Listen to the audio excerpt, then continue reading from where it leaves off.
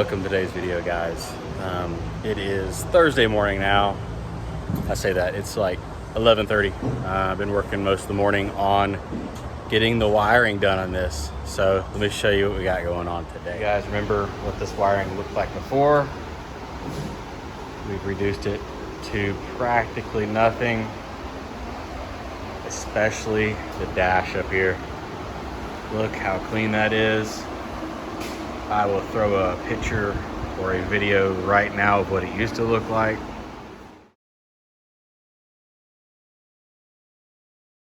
Yep, that is it. So, best thing about it. Ready? It starts. We've got no check engine light. The check engine light lives right there. Of course, we've got all these VSCs and brakes and all that. We're not worried about that. We have no check engine light. It revs. Yeah, awesome. So, I think what we're gonna do the rest of the day is we've got this Pro suspension that has just been laying around the shop because they're not worth anything. I think we're just gonna throw a Pro suspension on it just for giggles.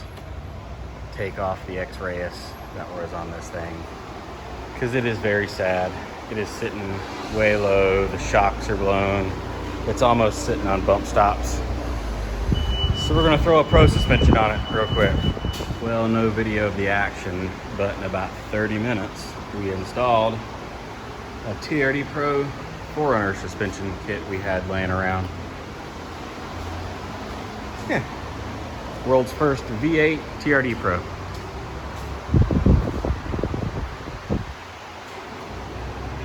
Even threw upper control arms off a newer 5th gen just because we had them and the old ones didn't look too great. But there you go.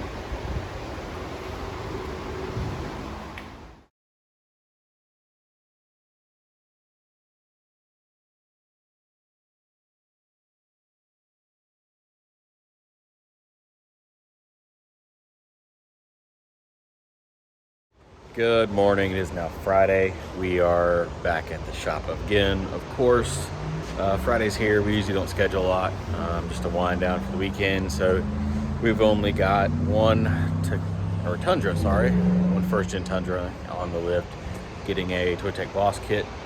And I am back here in the back working on the 4th gen project today, probably 3/4 of the day today. So came in, took a bunch of measurements, and here's what we have going on. So as you saw in the previous picture, we put the straight pipe on this thing. It sounds rowdy. And here's the project for today. So, factory transfer case, because this thing was all-wheel drive with the high-low selector right there. We're changing it over to an FJ case. We're also putting a trail gear box in it. 4.7-to-1 and a 1-to-1 option. So it's going to go right there. It means the transfer case is going to get pushed back. I have found conflicting info online because we get rid of the plastic solenoid box there, whether or not the FJ case hits the tank or not in 4th gens. Unsure what to do there. Some people say just cut the skid, put an aftermarket skid, beat the tank in, what have you. I don't want to risk doing that. With the kit we're designing, you will not have to move the tank. As far as like the cage kit and making your own floor, you will not have to move your tank. But for my vehicle, I'm going to remove the tank and put a fuel cell in because that thing, that 8-inch rear end right there, I know we're gonna blow it up. I know I'm going 1 tons. And when I do that, that link mount right there is gonna hit the tank when I have to redo it. I know it is. Tank can come out a lot easier right now. I don't have stuff in the way. So that's what we're gonna do right now.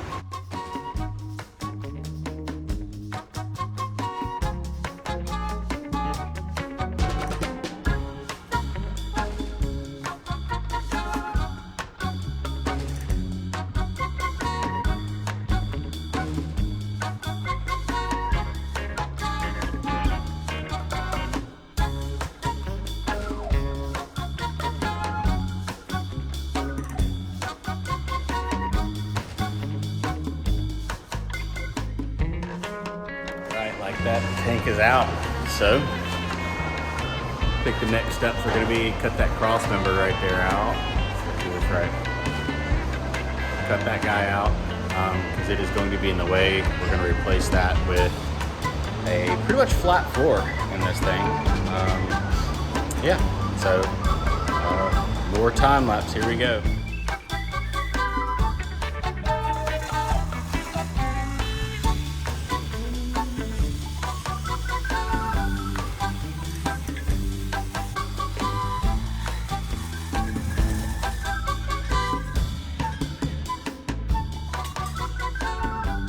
All right, so that got cut out. I've got the seat set in place now. I've just got some old tie rods hovering it. I've sat in it.